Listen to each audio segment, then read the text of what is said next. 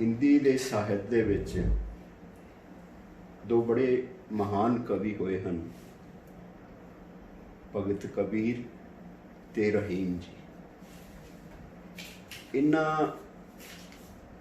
दियां दो जो ग्रंथ हैं, दोहावली, कबीर दोहावली, रहीम दोहावली, इन्हां दे बारे कहा जाता है कि देखन में छोटे लगे घाव करे गंभीर। पर अज असी कोई ਸਾਹਿਤ ਦੀ ਇੱਥੇ ਗੱਲ नहीं कर रहे। अज मैं पंजाब होम्योपैथी कौंसल के साबका चेयरमैन डॉक्टर भुपिंदर सिंह जी को आया होया हाँ, तो उन्होंने दे नाल होम्योपैथी बारे विचार वटांदरा कर रहे हाँ। दोहा जिहड़ा वो सुनाया गया उसका कारण ये सी कि उन्होंने छोटे छोटे दोहे घाव गंभीर करते हैं, तो इन्हां दियां होम्योपैथी दियां छोटियां छोटियां गोलियां बड़ियां ही असरदायक साबित होंदियां हैं। आओ हुण आपां डॉक्टर भुपिंदर सिंह नाल इस बारे गलबात करते हैं। डॉक्टर साहब, होम्योपैथी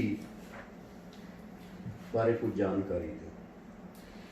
कटारिया साहब, इस तो पहला कि मैं कुछ होम्योपैथी बारे बोला, मैं जिन्ने भी मेरे स्रोते ने जिन्हें मैंने जानते ने या हुण पहली बार देखणगे, उन्हां नाल मैं दो चार गल्लां साझीआं करनियां चाहांगा कि असी अगर किसी भी देश का एक मजबूत निर्माण करना है तो उस देश का जिहड़ा निर्माण है ना, वो दो चीज़ां ते अक्सर बड़ियां जिहड़ियां इंपोर्टेंट हो जांदियां ने। दो चीज़ां उस दे विच अपना बड़ा एक असर रखदियां ने। सब तो पहला चंगी सेहत ते उस तो बाद चंगी एजुकेशन। पिछले करीब 1993 तो असी होम्योपैथी एजुकेशन के नाल मैं जुड़िया होया। उदों तो असी जो साडे नवे आउंदे सी ना डॉक्टर, वो अक्सर उन्होंने फेलियर का जो असी सोचते सी तो उन्होंने फेलियर का एक ही कारण नजर आता सी कि उन्होंने कोर्स करन तो बाद कोई इस तरह का प्लेटफॉर्म नहीं सी मिलता कि जिथे उन्होंने प्रैक्टिकल नॉलेज मिलती। वो डिग्री तो लियाते सन, पर इस मुकाम ते आके वो अक्सर मेजोरिटी ऑफ डॉक्टर्स जिहड़े फेल हो जाते सन, उसका कारण सी कि उन्होंने कोई प्लेटफॉर्म नहीं सी मिलता। बड़ी दिमाग दे विच इच्छा सी, खुद पढ़िया, प्रैक्टिस परमात्मा की कृपा नाल शुरू तो बड़ी अच्छी सी। तो फिर एक दिमाग दे विच एक एम लैके मैं चलिया कि एक इस तरह का प्लेटफॉर्म बनाना है जिथे नवे आए डॉक्टरां नूं एक प्रैक्टिकल नॉलेज दी जाए। और 1993 तो असी association for scientific research in homeopathy, जो पंजाब लेवल की साडी संस्था, डॉक्टर ए.एस. मान बड़े उहदे सरगर्म मैंबर ने और फाउंडर प्रेजिडेंट ने डॉक्टर अवतार सिंह है। तो असीं एक पंजाब दे विच एक प्लेटफॉर्म बनाया कि कोई इस तरह की मुहिम चलाइए कि जिथे सानूं प्रैक्टिकल नॉलेज मिले। दिल्ली तो डॉक्टर संजीव सहगल, डॉक्टर योगेश सहगल ये सानूं स्टडी कराउण वास्ते आउंदे रहे। तो उस तो बाद की होया कि असीं अपनियां क्लासां, एक प्रोग्राम अपने ही हस्पताल दे विच एक ऐसी क्लास, मंथली क्लास जिहड़ी जिहदे विच साडे प्रैक्टिकल जो केस ठीक कीते ने कि उस दे विच किस चीज़ की की इंपोर्टेंस है और साडा सिस्टम है की है। मतलब असीं जो एक फंडामेंटल्स ने साडे होम्योपैथी सिस्टम दे, तो उन्होंने असीं फॉलो किवें कर सकते हैं। जिथे एक लैप्स रहिंदा सी प्रैक्टिकल ते थ्योरी दे विच, एक बड़ा वड्डा पाड़ा रह जाता सी, उस पाड़े नूं भरन दी कोशिश सी। और अज उहदे नतीजे मिले ने कि जिथे कोई टावा बंदा होम्योपैथी बारे सुनता सी, होम्योपैथी बारे जानता सी, तो अज तुहाडे सामने है कि एक बड़ा अपना एक बड़ा अच्छा जिहड़ी जगह उसने इलाज प्रणाली दे विच बनाई है। तो उस तो बाद पिछले कई महीनों तो मेरे दिमाग दे विच एक आइडिया चल रहा सी कि अजे भी बहुत सारियां जगह, बहुत सारी साडी पब्लिक ऐसी है जिन्होंने अजे इस सिस्टम के बारे कुछ बहुत ज़्यादा पता नहीं। तो पिछले कई महीनों तो मेरे दिमाग के आइडिया चल रहा सी कि हुण आपां ਜਿੱਥੇ ਚੰਗੀ ਪੜ੍ਹਾਈ ਦੇ ਨਾਲ ਚੰਗੀ ਸਿਹਤ ਬਾਰੇ ਵੀ ਇੱਕ ਪਲੇਟਫਾਰਮ ਬਣਾਈਏ। ਉਸ ਦੇ ਵਿੱਚ ਪ੍ਰੋਗਰਾਮ ਕੀ ਬਣਾਇਆ ਸੀ ਐਕਚੁਅਲੀ ਕਿ ਅਸੀਂ ਅਪ੍ਰੈਲ ਫਸਟ ਵੀਕ ਤੋਂ ਕਿ ਜਿੱਥੇ ਅਸੀਂ ਕਲਾਸ ਰੱਖਦੇ ਹਾਂ, ਬਲੀ ਉਹਨਾਂ ਡਾਕਟਰਾਂ ਨੂੰ ਇੱਕ ਪ੍ਰੈਕਟੀਕਲ ਨੌਲੇਜ ਦੇਣ ਵਾਸਤੇ ਕਲਾਸ ਰੱਖਦੇ ਹਾਂ, ਤਾਂ ਪ੍ਰੋਗਰਾਮ ਇਹ ਬਣਾਇਆ ਕਿ ਉੱਥੇ ਅਸੀਂ ਨਾਲ ਕੁਝ ਪਿੰਡਾਂ ਦੇ ਲੋਕਾਂ ਨੂੰ ਬੁਲਾ ਕੇ ਸਿਹਤ ਵਾਸਤੇ ਤੇ ਹੋਮੋਪੈਥੀ ਵਾਸਤੇ ਇੱਕ ਐਜੂਕੇਟ ਕਰਨ ਦਾ ਪ੍ਰੋਗਰਾਮ ਬਣਾਈਏ।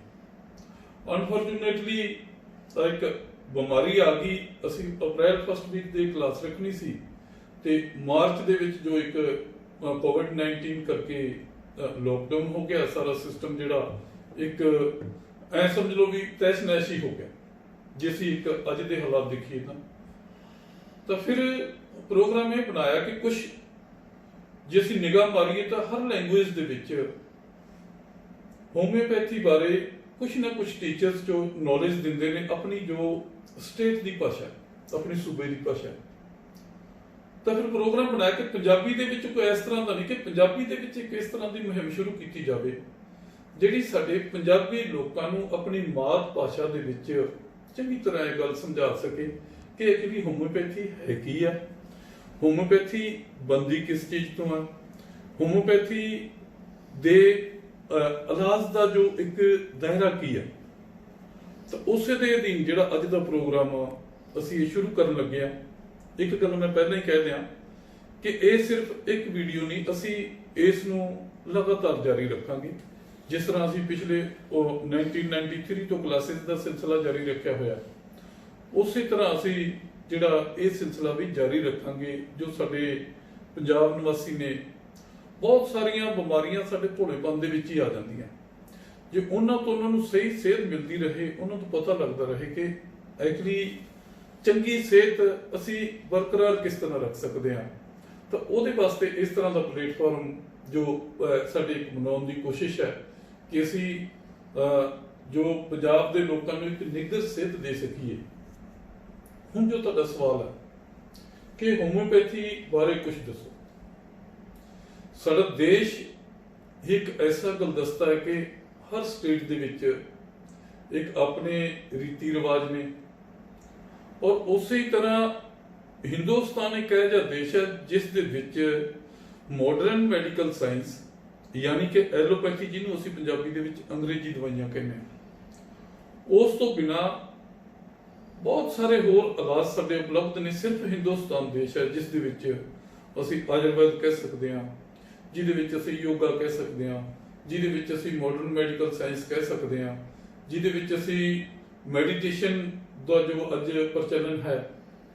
ਤਾਂ ਇਹ ਸਾਰੇ ਇਲਾਜ ਪ੍ਰਣਾਲੀਆਂ ਨੇ। ਉੱਥੇ ਹੀ ਇੱਕ ਸਿਸਟਮ ਹੈ ਇਲਾਜ ਦਾ, ਹੋਮਿਓਪੈਥੀ। ਹੋਮਿਓਪੈਥੀ ਬਾਰੇ ਮੈਂ ਕੁਝ ਕਹਾਂ ਕਿ ਹੋਮਿਓਪੈਥੀ ਦਾ ਆਗਾਜ਼ 18ਵੀਂ ਸਦੀ ਦੇ ਵਿੱਚ ਡਾਕਟਰ ਸੈਮੂਅਲ ਹੈਨੀਮੈਨ ਜੋ ਕਿ ਜਰਮਨੀ ਤੋਂ ਸਨ, ਉਹਨਾਂ ਨੇ ਕੀਤਾ। ਇਹ ਜਾਣਕਾਰੀ ਵੈਸੇ ਤਾਂ ਜੋ ਨੈਟ ਤੇ ਰਹਿੰਦੇ ਨੇ ਲੋਕ, ਉਹਨਾਂ ਨੂੰ ਜਾਣਕਾਰੀ ਹੈ ਕਿ ਡਾਕਟਰ ਸੈਮੂਅਲ ਹੈਨੀਮੈਨ ਖੁਦ ਉਸ ਸਮੇਂ ਦੇ ਵਿੱਚ 18ਵੀਂ ਸਦੀ ਦੇ ਵਿੱਚ, ਅੱਜ ਅਸੀਂ 21ਵੀਂ ਸਦੀ ਦੇ ਵਿੱਚ ਐਂਟਰ ਹੋ ਚੁੱਕੇ ਹਾਂ, 18ਵੀਂ ਸਦੀ ਦੇ ਵਿੱਚ ਐਲੋਪੈਥੀ ਦੇ ਵਿੱਚ ਐਮਡੀ ਸਨ, ਔਰ ਬਹੁਤ ਵੱਡੇ ਫਿਲਾਸਫਰ ਸਨ, ਬੜੀਆਂ ਭਾਸ਼ਾਵਾਂ ਦਾ ਜੋ ਗਿਆਨ ਰੱਖਦੇ ਸਨ। ਤਾਂ ਉਹਨਾਂ ਨੇ ਪ੍ਰੈਕਟਿਸ ਕਰਦੇ ਕਰਦੇ ਮਾਡਰਨ ਮੈਡੀਕਲ ਸਾਇੰਸ ਦੇ ਵਿੱਚ ਉਹਨਾਂ ਦੇ ਦਿਮਾਗ ਦੇ ਵਿੱਚ ਇੱਕ ਆਈਡੀਆ ਚੱਲ ਰਿਹਾ ਸੀ ਕਿ ਅਸੀਂ ਜਿਸ ਬਿਮਾਰੀ ਦਾ ਇਲਾਜ ਕਰਦੇ ਹਾਂ, ਸਹੀ ਮਾਇਨੇ ਦੇ ਵਿੱਚ ਉਹ ਬਿਮਾਰੀ ਨਹੀਂ ਹੈ। ਸਪੋਜ਼ ਇਟ ਟਾਈਫਾਇਡ, ਤਾਂ ਟਾਈਫਾਇਡ ਦਾ ਤਾਂ ਅਸੀਂ ਇਲਾਜ ਕਰ ਦਿੰਦੇ ਹਾਂ, ਉਹਦਾ ਬੈਕਟੀਰੀਆ ਵੀ ਮਾਰਤਾ। ਟਿਊਬਰਕਲੋਸਿਸ ਹੈ, ਟਿਊਬਰਕਲੋਸਿਸ ਦਾ ਇਲਾਜ ਹੋ ਗਿਆ, ਐਂਟੀਬਾਇਓਟਿਕਸ ਦੇ ਤੇ ਉਹਦਾ ਬੈਕਟੀਰੀਆ ਮਰ ਗਿਆ।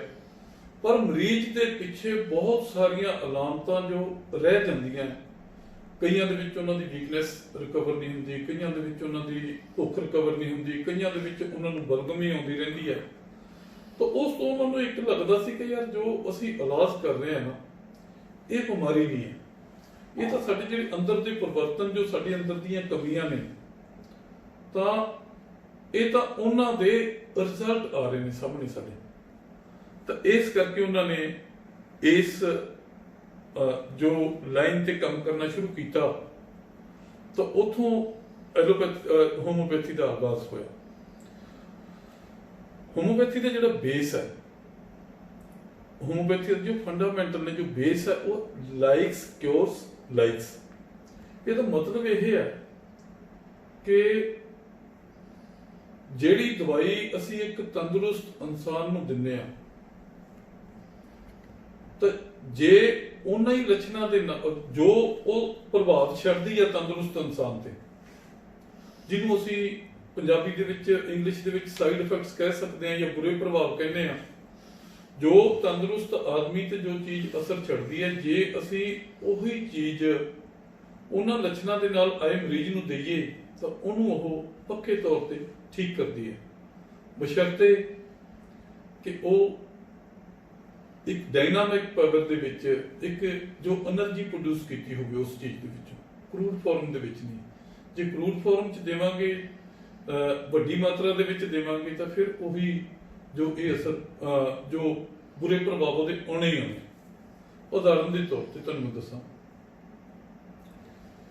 ਇੱਕ ਜੇ ਅਸੀਂ ਇੱਕ ਇਨਸਾਨ ਨੂੰ, ਤੰਦਰੁਸਤ ਇਨਸਾਨ ਨੂੰ ਐਕੋਨਾਈਟ ਕਰੂਡ ਫਾਰਮ ਦੇ ਵਿੱਚ ਦਈਏ, ਐਕੋਨਾਈਟ ਇੱਕ ਜਿਹਨੂੰ ਆਪਾਂ ਪੰਜਾਬੀ ਦੇ ਵਿੱਚ ਕੁਚਲਾ ਕਹਿੰਦੇ, ਜਿਹੜੇ ਆਪਾਂ ਪਹਿਲਾਂ ਕਮੇਟੀਆਂ ਦੇ ਵਿੱਚ ਇਹਨਾਂ ਨੂੰ ਅਵਾਰਾ ਕੁੱਤਿਆਂ ਨੂੰ ਮਾਰਨ ਵਾਸਤੇ ਦੇ ਦਿੰਦੇ ਸਨ, ਤਾਂ ਉਸ ਕੁਚਲੇ ਨੂੰ ਜੇ ਅਸੀਂ ਕਰੂਡ ਫਾਰਮ ਦੇ ਵਿੱਚ ਦਈਏ, ਇੱਕ ਤਰ੍ਹਾਂ ਦੀ ਪੋਇਜ਼ਨ ਆ ਉਹ, ਤਾਂ ਉਹ ਕਰਦੀ ਕੀ ਹੈ ਕਿ ਤੰਦਰੁਸਤ ਆਦਮੀ ਦੇ ਉਲਟੀਆਂ, ਟੱਟੀਆਂ, ਜੋ ਪੋਇਜ਼ਨਸ ਇਫੈਕਟ ਹੁੰਦੇ ਨੇ, ਹਾਰਟ ਬੀਟ ਨੂੰ ਉਹਨੇ ਵਧਾਉਣਾ, ਸਾਹ ਨੂੰ ਔਖਾ ਕਰਨਾ ਤੇ ਅਲਟੀਮੇਟਲੀ ਉਹ ਡੈਥ ਤੱਕ ਪਹੁੰਚ ਜਾਂਦਾ।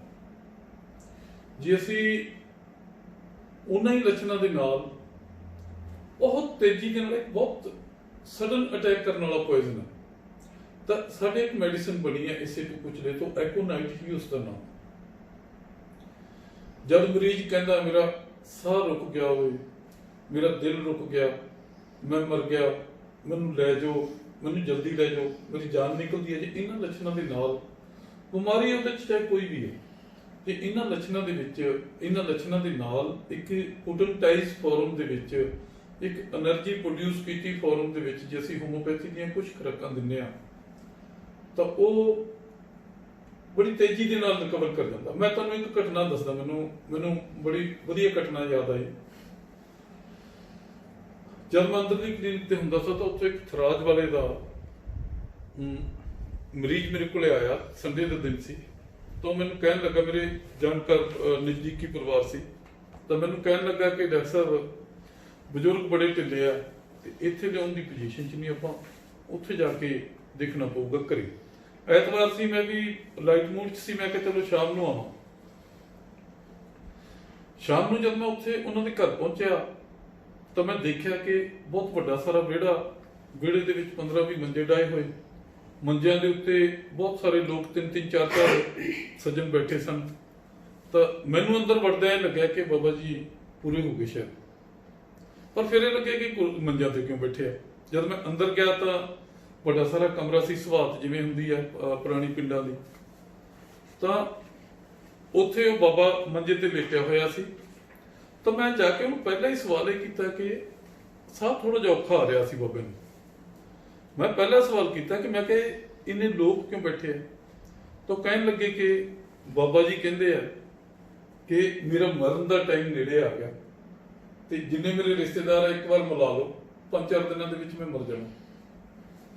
ਤਾਂ ਮੈਂ ਉਹਨਾਂ ਨੂੰ ਹੋਰ ਕੋਈ ਗੱਲ ਨਹੀਂ ਪੁੱਛੀ, ਮੈਂ ਕਿਹਾ ਠੀਕ ਹੈ। ਮੈਂ ਇੱਕ ਫਾਰਮਲ ਤੌਰ ਤੇ ਉਹਨਾਂ ਦਾ ਬਲੱਡ ਪ੍ਰੈਸ਼ਰ, ਥੋੜੀ ਜਿਹੀ ਚੈਸਟ ਦੀ ਕੰਜੈਸ਼ਨ ਸੀ, ਥੋੜਾ ਬਲੱਡ ਪ੍ਰੈਸ਼ਰ ਵਧਿਆ ਹੋਇਆ ਸੀ, ਮੈਂ ਚੈੱਕ ਕਰਕੇ ਵਾਪਸ ਆਇਆ ਤੇ ਉਹਨੂੰ ਆਉਂਦਿਆਂ ਹੀ ਐਕੋਨਾਈਟ 30 ਦੀਆਂ 3 ਖੁਰਾਕਾਂ ਦਿੱਤੀਆਂ। ਤੁਸੀਂ ਵਿਸ਼ਵਾਸ ਨਹੀਂ ਕਰਨਾ, ਦੂਜੇ ਦਿਨ ਬਾਬਾ ਉੱਠ ਕੇ ਪਹਿਲੀ ਗੱਲ ਕਹਿੰਦਾ ਵੀ ਮੇਰਾ ਮਰਨਾ ਕੈਂਸਲ ਹੋ ਗਿਆ, ਤੁਸੀਂ ਘਰਾਂ ਨੂੰ ਜਾਓ ਸਾਰੇ।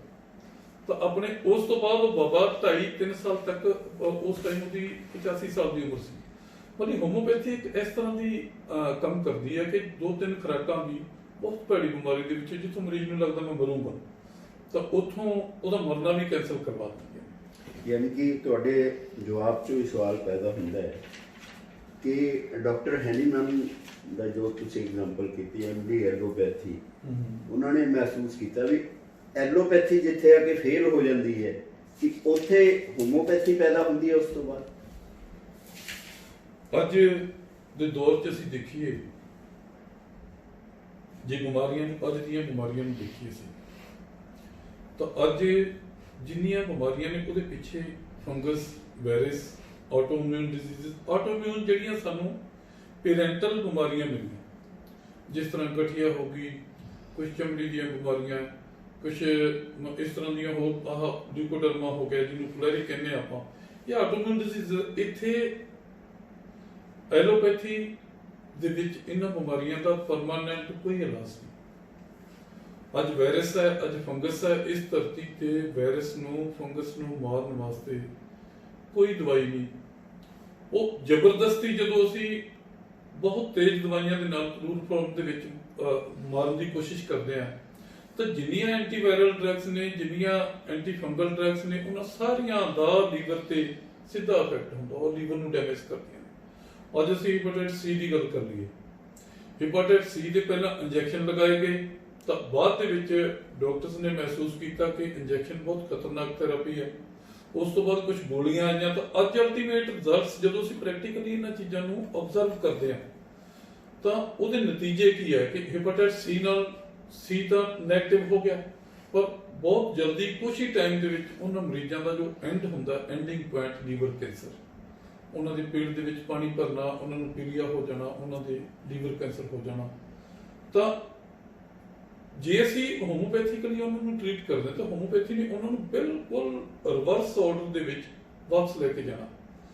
ਜੇ ਸੋਜਾ ਆਇਆ, ਸਭ ਤੋਂ ਪਹਿਲਾਂ ਸੋਜਾ ਉਤਰੂਗਾ, ਜਦੋਂ ਸਾਹ ਚੜਦਾ ਸਭ ਤੋਂ ਪਹਿਲਾਂ ਸਾਹ ਠੀਕ ਹੋਊਗਾ, ਲੀਵਰ ਦੀ ਕੰਡੀਸ਼ਨ ਨੂੰ ਠੀਕ, ਉਹਨੇ ਤਾਂ ਇੱਕ ਲੀਵਰ ਨੂੰ એનર્ਜੀ ਦੇਣੀ ਸ਼ੁਰੂ ਕਰਨੀ ਹੈ। ਹੋਮੋਪੈਥੀ ਨੇ ਕੁਝ ਨਹੀਂ ਕਰਨਾ, ਸਿੱਧਾ ਇਮਿਊਨਿਟੀ ਸਿਸਟਮ ਤੇ ਅਸਰ ਹੋਣਾ ਸਾਡਾ।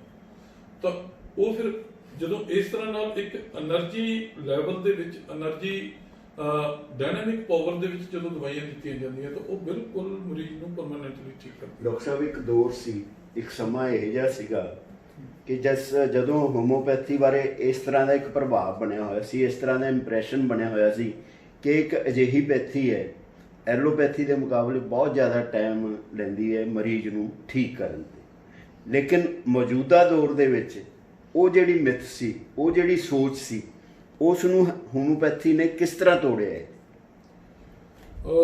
ਬਹੁਤ ਅੱਛਾ ਸਵਾਲ ਹੈ ਤੁਹਾਡਾ ਵਿਕਟੋਰੀਆ ਸਾਹਿਬ। ਮਤਲਬ ਉਸੇ ਗੱਲ ਤੇ ਮੈਂ ਫਿਰ ਆਉਂਗਾ ਕਿ ਇੱਕ ਥਿਉਰੀ, ਇੱਕ ਪ੍ਰੈਕਟੀਕਲ।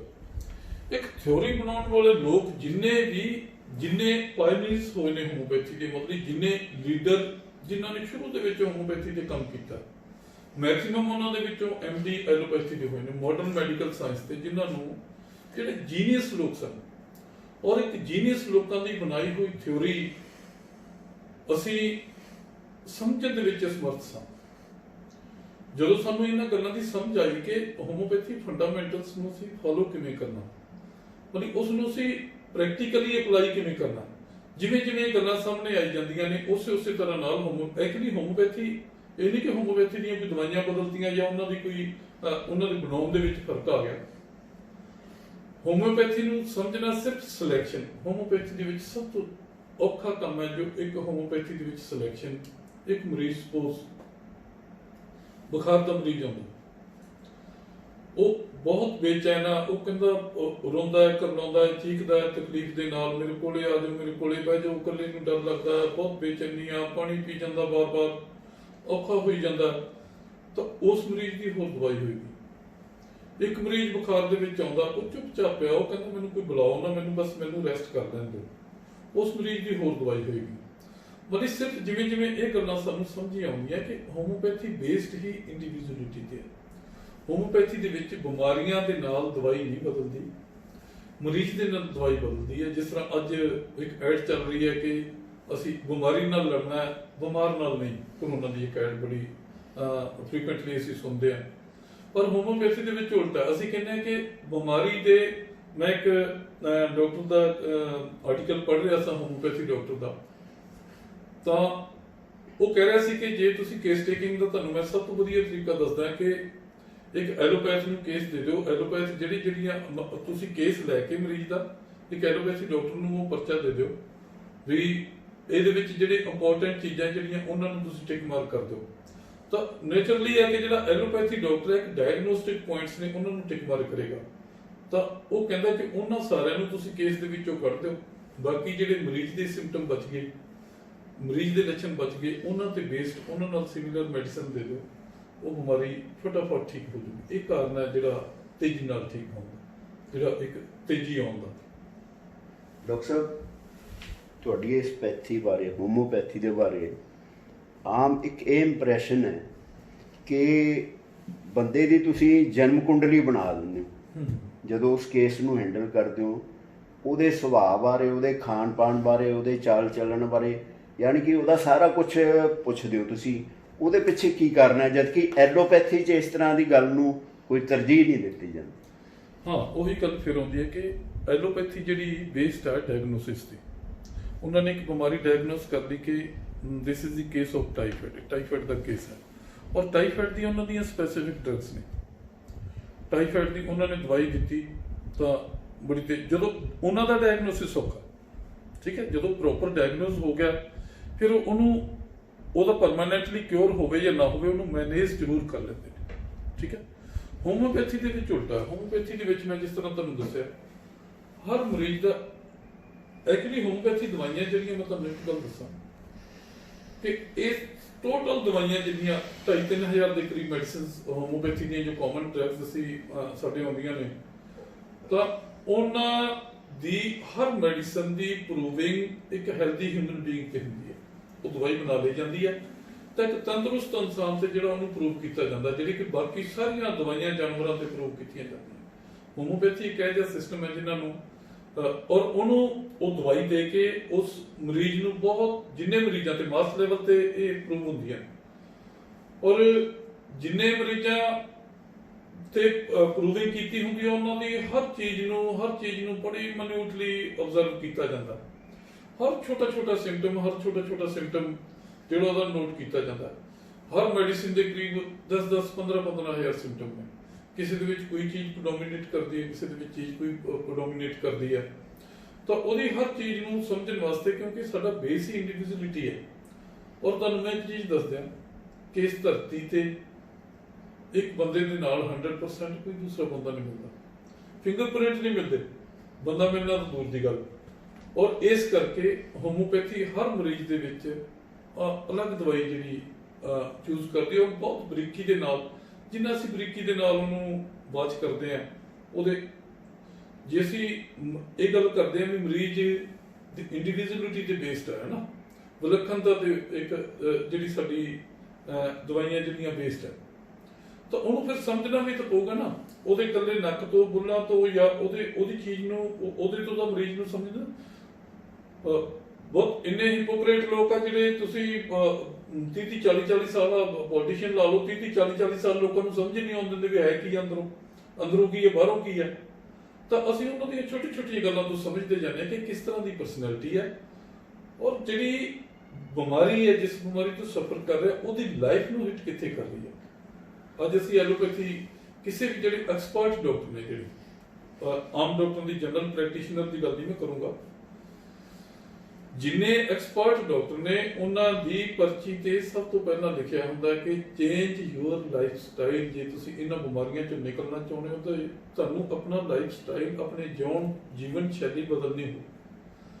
ਔਰ ਜੋ ਕਹਿੰਦੇ ਨੇ, ਜੋ ਸੰਤ ਮਹਾਤਮਾ ਕਹਿੰਦੇ ਨੇ, ਜੋ ਧਾਰਮਿਕ ਲੋਕ ਕਹਿੰਦੇ ਨੇ, ਔਰ ਜਦੋਂ ਅਸੀਂ ਇਹਨਾਂ ਗੱਲਾਂ ਨੂੰ ਸਮਝਦੇ ਹਾਂ ਕਿ ਉਹਦਾ ਅੰਦਰ ਦਾ ਇਨਸਾਨ ਕਿਸ ਤਰ੍ਹਾਂ ਦਾ, ਅੱਜ ਬਿਮਾਰੀ ਦਾ ਉਹਦੇ ਤੇ ਅਸਰ ਕੀ ਹੋ ਰਿਹਾ, ਮਤਲਬ ਬਿਮਾਰੀ ਲੱਗਣ ਕਰਕੇ ਉਹਦੀ ਪਰਸਨੈਲਿਟੀ ਦੇ ਵਿੱਚ ਬਦਲਾਅ ਕੀ ਆ ਰਿਹਾ ਹੈ, ਉਹਨਾਂ ਬਦਲਾਵਾਂ ਤੇ ਬੇਸਡ ਜਿਹੜੀ ਸਾਡੀ ਮੈਡੀਸਨ ਹੁੰਦੀ ਹੈ। ਇਸ ਕਰਕੇ ਸਾਨੂੰ ਸਾਰੀਆਂ ਗੱਲਾਂ ਅੰਦਰ ਦੀ ਪਰਸਨੈਲਿਟੀ ਨੂੰ ਸਮਝਣ ਵਾਸਤੇ ਹਰ ਚੀਜ਼, ਉਹ ਕਿਸ ਪਾਸੇ ਤੇ ਸੌਂਦਾ ਹੈ, ਕਿਸ ਪਾਸੇ ਤੇ ਉਹਨੂੰ ਕੰਫਰਟੇਬਲ ਨੀਂਦ ਆਉਂਦੀ ਹੈ, ਕਿਸ ਪਾਸੇ ਤੇ ਉਹਦੀ ਬਿਮਾਰੀ ਵੱਧਦੀ ਹੈ, ਕਿਸ ਪਾਸੇ ਤੇ ਉਹਦੀ ਬਿਮਾਰੀ ਘਟਦੀ ਹੈ, ਇਹ ਸਾਰੀਆਂ ਚੀਜ਼ਾਂ ਨੂੰ ਜਾਣਨ ਵਾਸਤੇ ਅਸੀਂ ਜਿਹੜਾ ਉਹਦੇ ਅੰਦਰ ਲਾਈਫ ਕਿੱਥੋਂ ਹਿੱਟ ਹੋ ਰਹੀ ਹੈ, ਉਹ ਚੀਜ਼ਾਂ ਨੂੰ ਸਮਝਣ ਵਾਸਤੇ। ਔਰ ਜੋ ਉਹ ਲਿਖਦੇ ਨੇ ਕਿ ਜੀਵਨ ਸ਼ੈਲੀ ਬਦਲੋ, ਹੋਮੋਪੈਥੀ ਇਸੇ ਚੀਜ਼ ਤੇ ਹੈਲਪ ਕਰਦੀ ਹੈ ਕਿ ਜਿਹੜੀ ਚੀਜ਼ ਬਦਲਣ ਦੀ ਲੋੜ ਹੁੰਦੀ ਹੈ, ਕੁਝ ਇਮੋਸ਼ਨ ਸਾਡੇ ਵੱਸ ਤੋਂ ਬਾਹਰ ਹੋ ਜਾਂਦੇ ਆ, ਜਿਹੜੇ ਇੱਕ ਬਿਮਾਰੀ ਲੈਵਲ ਤੱਕ ਚਲੇ ਜਾਂਦੇ।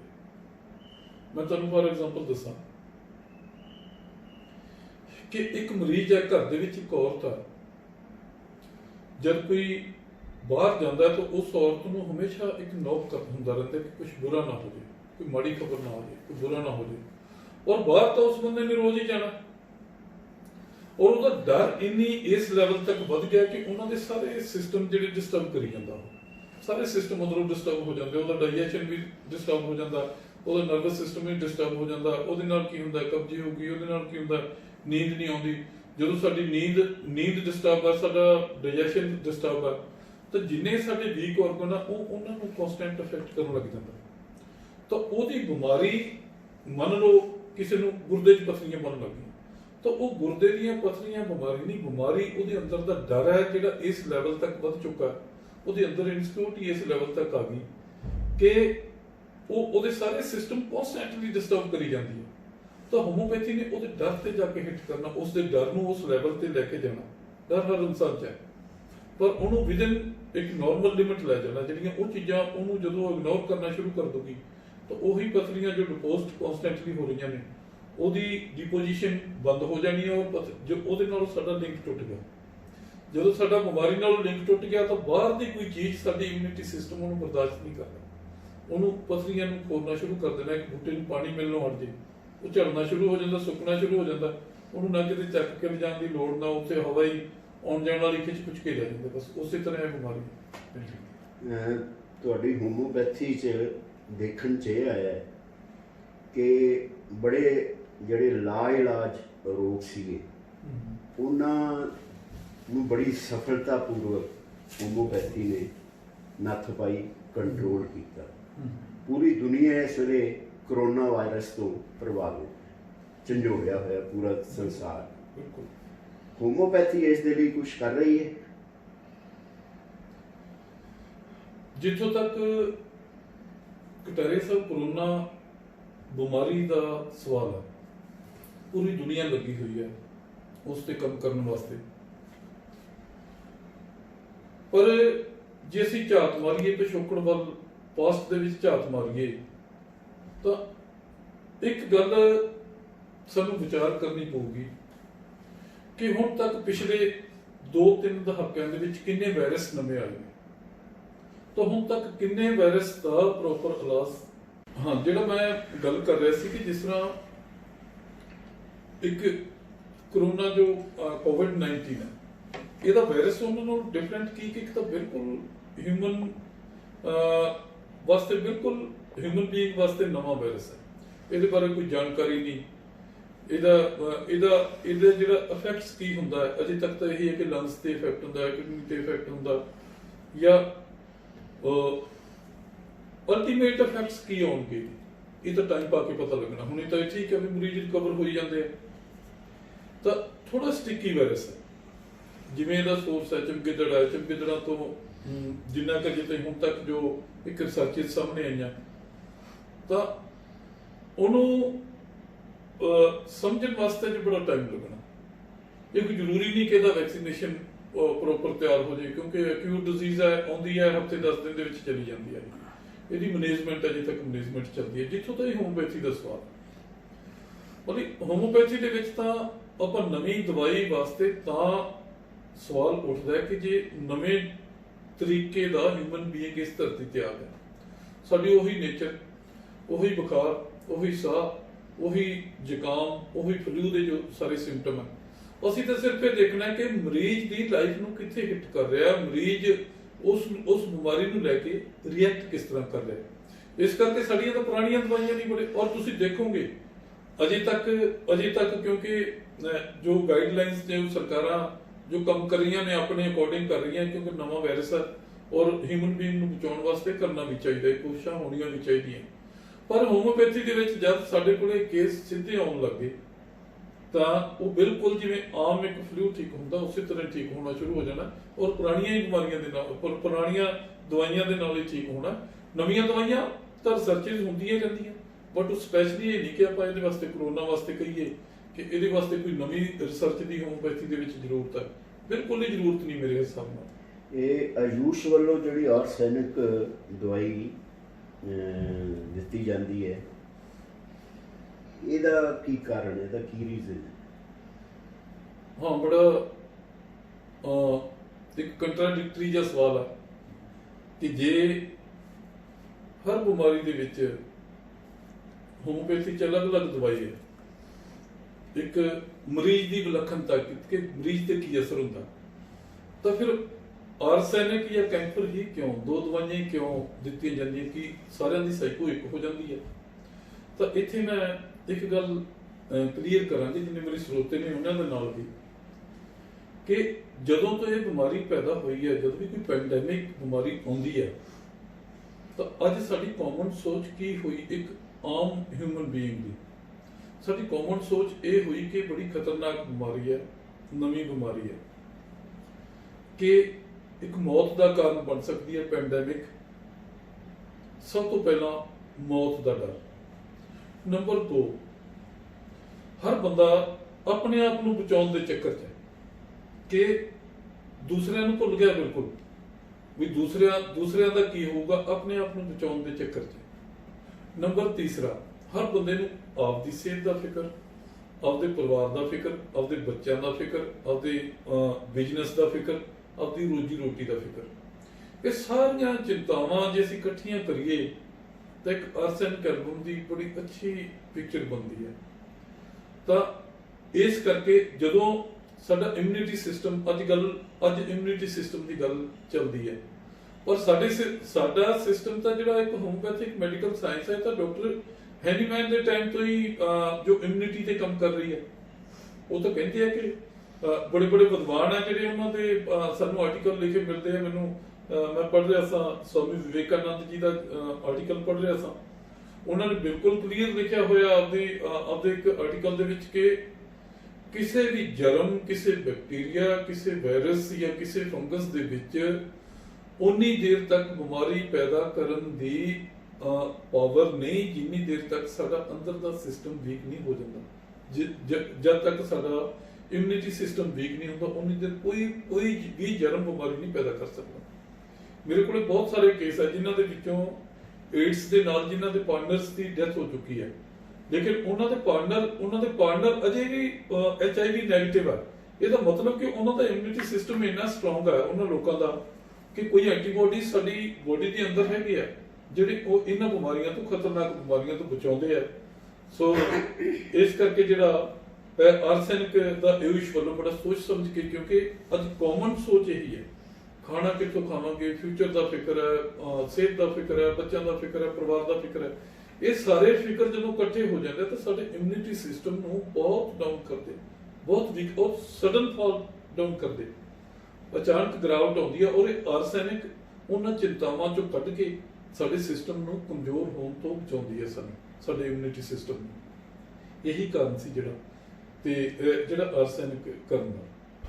ਤੁਹਾਡਾ ਇਸ ਤੋਂ ਬਾਅਦ ਤੁਹਾਡੀਆਂ ਜੋ ਰਿਸਪੌਂਸ ਹੈ ਉਹ ਸਾਡੀ ਤਾਕਤ ਬਣ ਕੇ ਉੱਭਰੇਗਾ।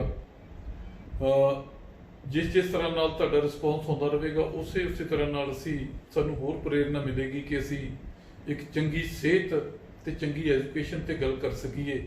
ਔਰ ਚੰਗੀ ਸਿਹਤ ਔਰ ਚੰਗੀ ਐਜੂਕੇਸ਼ਨ ਹੀ ਇੱਕ ਨਿੱਘਰ ਸਮਾਜ ਦਾ ਜੋ ਸਿਰਜਣਾ ਕਰਨ ਦੇ ਵਿੱਚ ਸਭ ਤੋਂ ਇੱਕ ਪਾਵਰਫੁਲ ਦੋ ਨੁਕਤੇ ਨੇ। ਸੋ ਅਖੀਰ ਦੇ ਵਿੱਚ ਮੈਂ ਸਾਰੇ ਸਰੋਤਿਆਂ ਦਾ ਬਹੁਤ ਧੰਨਵਾਦ ਕਰਦਾ। Thank you very much. Doctor ਸਾਹਿਬ, ਤੁਹਾਡਾ ਬਹੁਤ ਧੰਨਵਾਦ ਇਸ ਆਪਣੀ ਰੁਝੇਵਿਆਂ ਭਰੇ ਸਮੇਂ 'ਚੋਂ ਤੁਸੀਂ ਸਮਾਂ ਦਿੱਤਾ ਤੇ ਹੋਮੋਪੈਥੀ ਬਾਰੇ ਜਾਣਕਾਰੀ ਦਿੱਤੀ। ਇੱਕ ਵਾਰੀ ਫਿਰ ਤੁਹਾਡਾ ਬਹੁਤ ਧੰਨਵਾਦ।